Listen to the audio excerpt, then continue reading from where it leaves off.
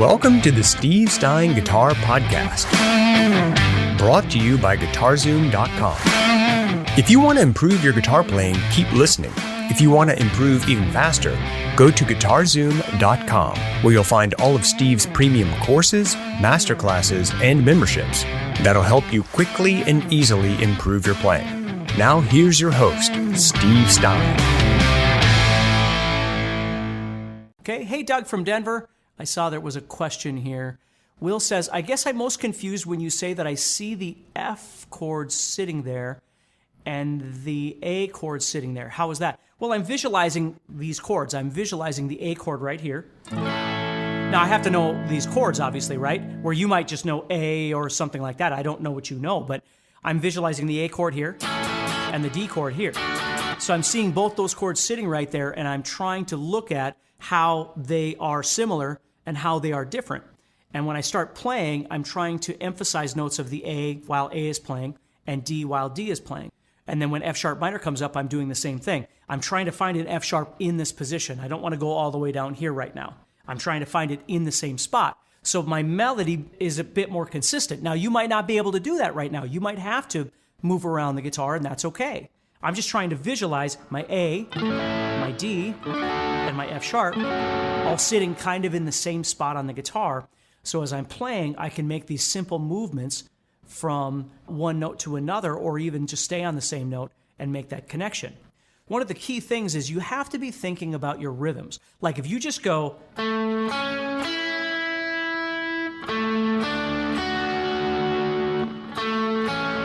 it might sound really nice and it might make for a good little chord thing. Like I think about when I used to play in a large church, and a lot of times you're comping chords, like somebody else is doing a strumming or something like that, and you're just trying to make something.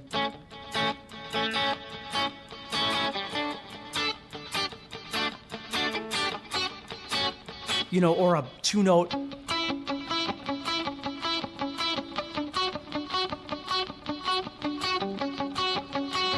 You know, some sort of little thing behind whatever you're doing. That's a really great place to do that. Right now, we're not really talking about that, but these chords work great for that. So as I'm playing, what I'm thinking about is going back to our last discussion. Okay, as I start doing this, can I do something different with my rhythm, right? I might go.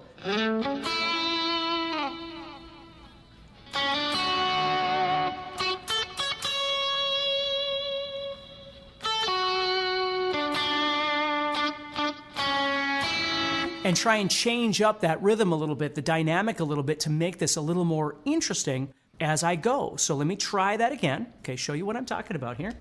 So I'm just using those same three chords, those same shapes that I just showed you, but just trying to make it sound a little different.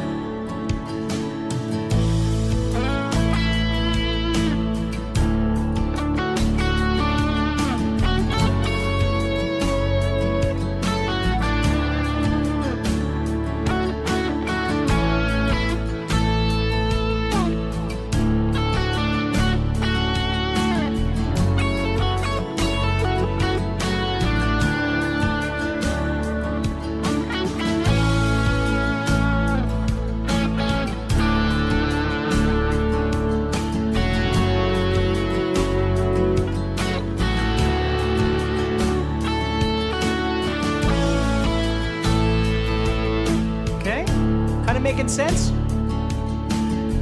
Now, the truth is, that's still not enough to get us to the place we want to be, but it's a wonderful start.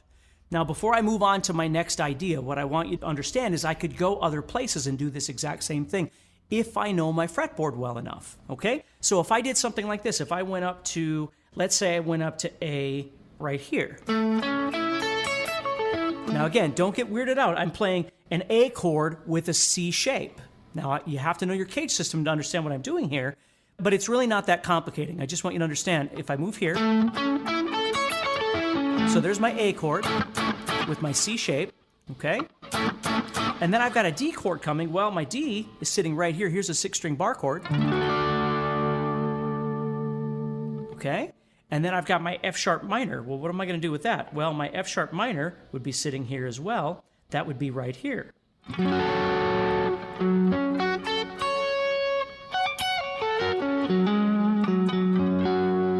Okay?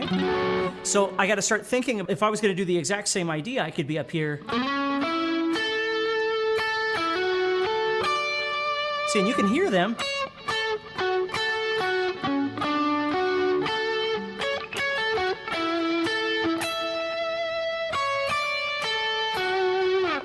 You might want your solo to sound exactly like that. That might be exactly what you're looking for. For me, I need a little more of something else, but this definitely gets me into the ballpark, okay, of trying to build something where I'm visualizing these chords. And I could do this anywhere I want. And of course, I could move back and forth. I could start here, doing my A, and then as D, and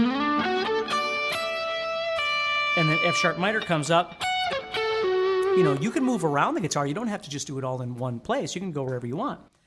So the next step is as I'm doing this, I mean, I already mentioned this, but I want to start thinking about how I can make some contrast here in my phrasing and in my dynamics. Okay, that's step number one. Step number two that I really want you to get today is the next step is you really need to start thinking about adding the scale back in to connect you. Because for me, it really is, it's all about, I mean, there's a lot of things involved here. Don't forget about phrasing and groove and all those sorts of things. But we're talking about melody. We're trying to make a connection to the chords. So we're talking more about notes than we are about feel and things like that. And the trick here is being able to utilize this arpeggio or chord shape idea and still utilize the scale to connect us, just like we talked about in the last session. So that's how we're making the connection to our last live session. The next live session, we're going to be talking more about emphasizing non-chord tones. That's what we're going to be talking about on Wednesday. So remember, please do me a favor. There's a link over in the description. You can check out melodic soloing, see if it's something you're interested in. Head over to guitarzoom.com and check it out. Ian says, my problem is that I need to slow down. And I'm telling you, Ian, that's a perfect thing to say. I'm going to throw it up on the screen here. Because it's true. This whole thing, all of this stuff is, you've got to have time to think. And we talked about this in the last session too, but improvisation is kind of it's a trap in that if we try and do something too quickly, we wind up doing the same thing we always do and everything sounds exactly the same. The trick to really making something sound more musical is, number one, making a logical connection to the chords, which is what we're talking about right now. And number two is learning how to make your solo sound dynamic and different, unique, contrasting. I'm not saying you have to sound different than everybody else on the planet. What I'm saying is your solo should have some contrast, some dynamics in it. So right now what I want to do is I want to take this same idea, again, using A, D, and F sharp, and maybe I build out an A, and then I see D coming, but instead of doing something like that where I'm just playing the arpeggio, like there's my root third fifth, and then here's, I'm seeing this, right? And I'm seeing the A chord sitting right here. That's what I'm visualizing. But instead of doing that, maybe what I do is I bring back that scale that we talked about on the last live session. And boom, you hear that note right there? I hope you're enjoying this episode so far and you're getting motivated to take your guitar playing to the next level. Please do me a favor and leave us a rating on Apple Podcasts. It'll help the show grow and reach more rock stars like you who want to improve their guitar playing. Also, I'd love to know what parts of the episode you liked, as well as what you learned. So please share this podcast and tag us at guitarzoom.com on your social post. And now, let's get back to the podcast. Okay, that G sharp that I'm playing right there, all of a sudden sounds really fresh and really, really nice. And it's just one note. It's not a big deal at all, okay? But when we were playing our scale before, we were just going. Again, nothing was sounding like it belonged anywhere. It was just randomly moving around. Now what we're doing is we're selecting notes that we want to try and emphasize, and then we're bringing some of those other notes back into the fold here.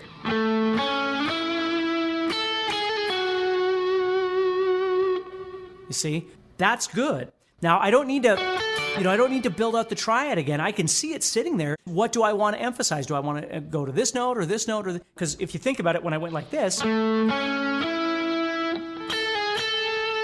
could have did that and wind up on that note, which is part of the D chord. Let me show you. Let me rewind this. I'll do a couple of different examples to kind of show you what I'm talking about, and then we'll discuss it.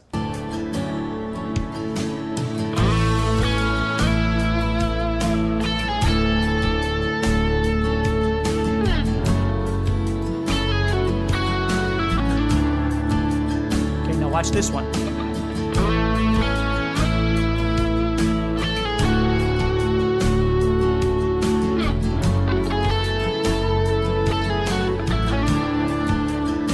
I could have did this.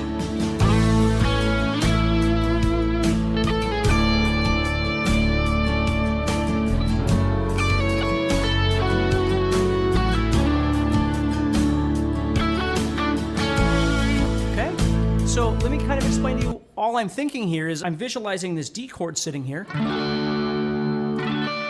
Okay? So as I play this arpeggio of A major, I know I want to get over to D. So what I'm doing is I'm just playing this, adding in this note from the A major scale, and then deciding, am I going to go to this note, or this note, or this note, which are all part of that D chord. But in doing this, now all of a sudden, I'm bringing back what I was talking about before, where I'm really trying to combine this arpeggio idea with the scale idea. I'm not just playing the arpeggio, and I'm not just playing the scale. I'm trying to emphasize notes of that arpeggio, and then I'm bringing back the notes of the scale to give it some color, to give it some uniqueness. Because if all I do is play those arpeggios, that's going to sound really old after a while. When you first start doing this, you might have to do that over and over and over for a week or 2 weeks or a month or 6 months or a year, whatever, right? Again, I always tell people, my 2 things that you got to remember, number 1, practice on the days that you eat. And number 2, the guitar will win. You'll die before you ever figure out everything about the guitar. It's impossible to figure it all out. But you find the things that you want the most, okay? And those are the things that you try and study. So as you're playing, I'm thinking about... Okay, now I know F sharp minor is coming, so what I would love to do over the F sharp minor, I would bend to this note right there, just because I would. And then I'd head back into the D however I want to, you see? So let me start this again, because the bend is a nice thing, right? You think about it, I haven't done any bending yet. So adding that bend in is going to sound really dynamic and, again, a contrast from what I was doing before. So if I rewind this again, here we go.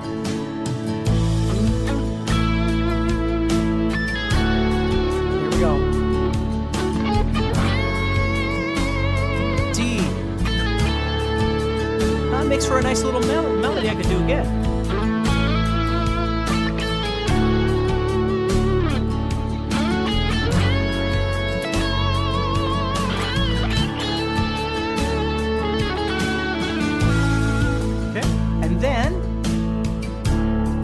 I always wind up adding in my vocal elements, which if you've watched any of my stuff, you know what I'm talking about. Hammer-ons, pull-off slides, bends, vibrato, those things will start showing their faces as I do this. Because once I've built this out, I'm adding a little bit of palm mute here. Changing that up so the rhythm's not just going. I'm trying to change that up. Little palm muting. Okay, now here comes that F sharp minor, and I want to go to that bend because it's different. Now I could get to that a lot of different, all sorts of different ways. And please remind yourself that faster doesn't necessarily mean better. More doesn't necessarily mean better. Although as guitar players, and I struggle with this myself, I think that a lot. So as I play, I mentioned this before, Isaac, the backing track is from Elevated Jam Tracks, if you find them. And the track was called, the album that it's on is called Deep Atmospheric Ballads Collection Volume 2. That's what it's called. And the track that I'm playing right now is Dramatic Ethereal Ballad Guitar Backing Track in A. So that's what it is, okay? Throw them a little money, they would appreciate it, and you're doing a good thing. So anyway, so if that makes sense, that's what I'm doing. So as I'm playing this, here comes that F sharp. Here comes D again, but I don't want to go, I don't want to do that same thing because I just did that. So I might, right, do something else to get out of that. Or I might even keep going. I might move up.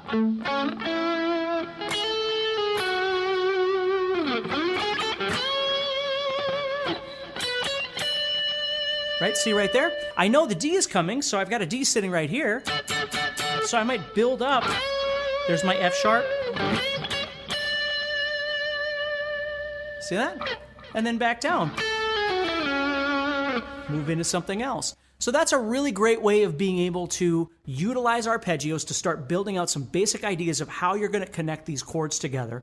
And the single most important point of all of this is, if you've never done this before, for the first time, you're giving priority or hierarchy to certain chords at certain times. Where when you just do this, and I'm not saying that good stuff can't come out of it, but what I'm saying is you're just lacking in melody. If I do something like this,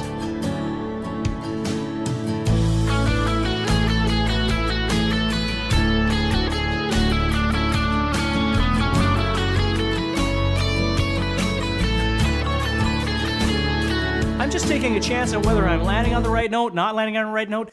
Sometimes it sounds better than others, which is fine. But what I'm lacking, I might impress my friends with that, but what I'm lacking is the availability of being able to make that connection. You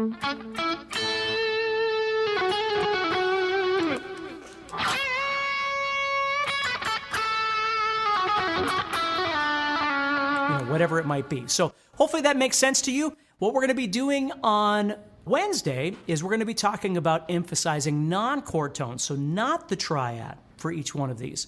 Not all the time anyway. So we're going to step outside of that a little bit and start trying to add some of those to, again, create even more color in what we're doing. So hopefully that makes sense. Please do me a favor, everybody. If you get a chance, click on the link that's over in the description or over in the chat. You can always head over to guitarzoom.com, though it'll be over there. But we're talking about my melodic soloing course, and I could sure use your support. And if you don't already subscribe, please do that. And I'll see you again on Wednesday at the same time. So practice, stay positive, and I'll see you very soon, okay? Bye, everybody. If you enjoyed today's podcast and want to learn guitar even faster, go to guitarzoom.com and click the Get Started button to get access to courses that are right for your interest and skill level. Again, go to guitarzoom.com and click the Get Started button.